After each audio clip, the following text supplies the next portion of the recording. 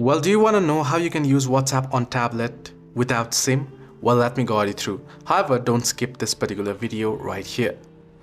Now, as you can see, I'm on my iPhone and I'll show you exactly how you can do so on your tablet.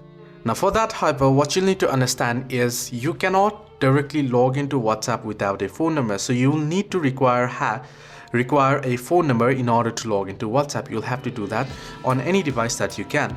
Now if you don't have a SIM card on tablet, that's okay. If you have it on another device, you can first create a WhatsApp account on that device, or on your tablet you can link WhatsApp first.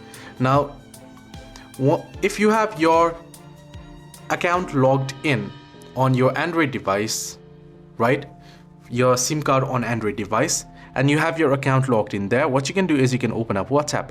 On Android, you'll get the three dots option at the top right. You can tap on it, and once you tap on it, you'll find link device option. Tap on it and you'll be able to see the linked device, link other devices. It'll give you the option to scan the QR code.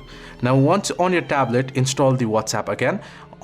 On WhatsApp, what you want to do is open up, and on the left hand side top left you'll find the three dots. You want to tap on three dots there, and then what it'll do is it'll give you the option to link device. So tap on it and it'll give you a QR code to scan the QR code from your main device, and you'll be logged in to your WhatsApp account on tablet without any SIM card on it. Hope this video was helpful. Do like and subscribe.